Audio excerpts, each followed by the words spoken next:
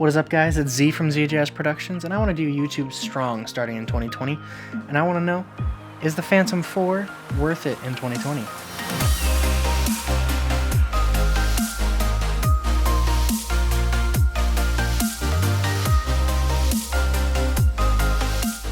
That's right, you heard me. We're going to take a look at some things.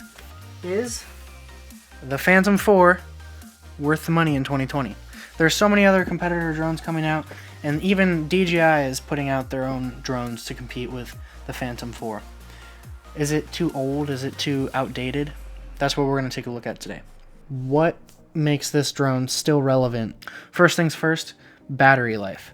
The battery life on this is anywhere from 19 to 25 minutes in my experience. I know you can get better than that, but in my experience in daily flying, just whatever situations you're in, that's what you can expect from this drone. It's not the quietest, it's not the most portable, it's still pretty small. It's not tiny, but it's not huge like an Inspire. And honestly, the camera system on this drone is absolutely fantastic. The gimbal it's so good, guys. The camera has a little bit of grain when you start getting to higher ISOs, unfortunately, but that's just kind of the nature of it with a small sensor size like this.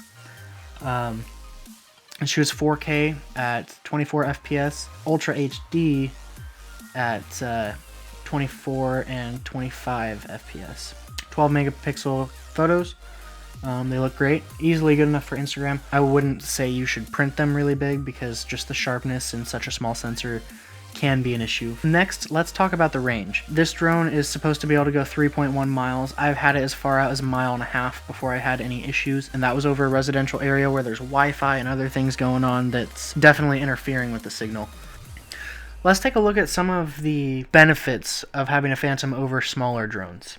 Because everyone wants a smaller drone for travel, right? And that makes sense. You know, I get it. I'm going to a trip in Hawaii in March, and I'm upgrading to a Mavic 2 as soon as I can for that very reason, for the portability and the smallness of it. But some of the things I've noticed over the years of owning this drone are the attitude mode and the fact that it's kind of heavy really actually are a benefit, because in attitude mode, when you tilt the drone and then let go, it levels back out, but it doesn't counteract whatever movement you put in, like in GPS mode it would.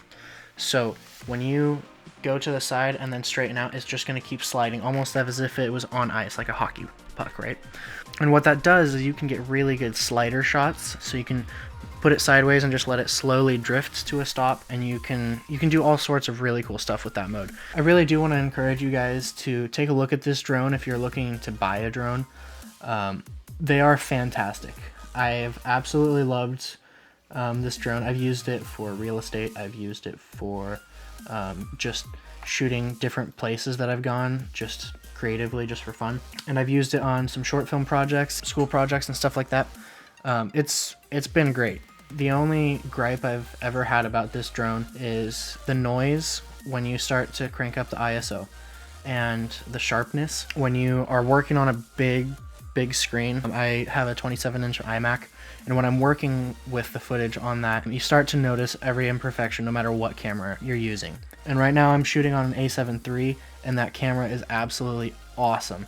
And yet still, every little imperfection just shows up when you're working on a 5K iMac. Just something to note, you will never be disappointed if you're trying to just get Instagram content or anything like that. It will never disappoint you because you're just looking at it on a tiny little screen like this. But you should be remembering, if you are a creative who does big projects and you want to be doing stuff professionally and you're looking to build a professional kit, you will want to be looking at things more along the line of the Phantom 4 Pro, the Mavic 2 Pro. And those ones are really good for their 1-inch sensor and their capability to do higher bit rates of 4K, as well as less noise because of the bigger sensor, better low light capabilities, and also specifically the Mavic 2 Pro, that is. The 10-bit color codec is amazing.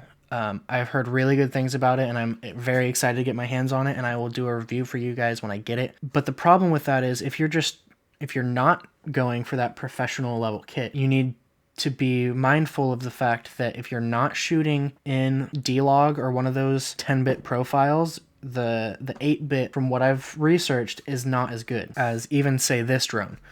This drone, when you're shooting in any of the profiles, it's pretty good. It's obviously not going to be as good as a mirrorless or a DSLR. For the size of the camera and for what you're doing with it, it's amazing. And as I'm talking, I'll be showing you some clips that I've taken with this drone before. I've been really impressed with it overall. The remote isn't incredibly small, and it's just, the kit overall is a lot bigger. But like I said, it's got its benefits and it's got some drawbacks too. I would love to have something that's small enough that I can take it with me anywhere, and that's why I'm going for the Mavic 2. But if you're not willing to spend that much money, you will be happy with this drone. I guarantee it. As the price comes down for them used, really a good investment for your first drone for sure.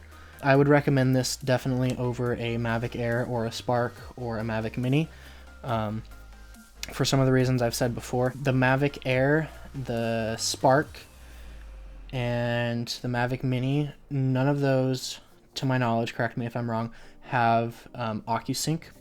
And OcuSync is something that DJI has come up with, and that's how they do their video transmission. OcuSync is really, really powerful.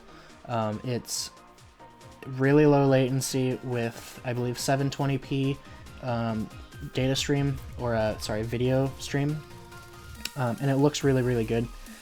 So you're not looking at a super grainy image. You're not looking at a digitally, down-resed image. You're looking at a pretty good image for framing up your shots and for doing different things with it. And so that's a drawback of some of the smaller drones as well. You do really want to be watching out for the smaller drones in the wind, like I said before, but they have their place. Obviously they have their place. I'm not knocking them. For those who travel a lot and want something that they can stick in their bag that's this big, the Mavic Mini, the Spark, those are all really good drones. But for what I do a lot of more creative stuff, and I'm trying to get the most cinematic shots that don't necessarily look like it's a drone shot, that you can't really do with entry-level equipment normally. You can't get a jibs shot, you can't get a slider shot, you can't get a dolly shot without those tools unless you start getting good at flying a drone and doing a lot of proximity flying, is what I like to call it, where you're close to people, you're close to subjects, you're close to all these other things, and all that, those layers from foreground to background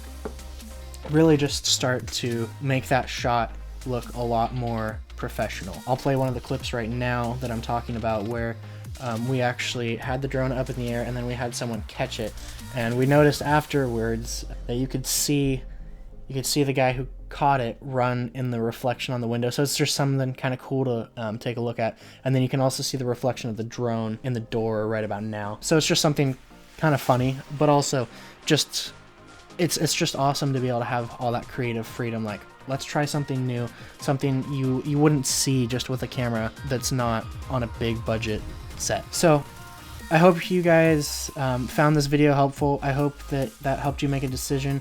So basically, I'll boil it back down for you guys.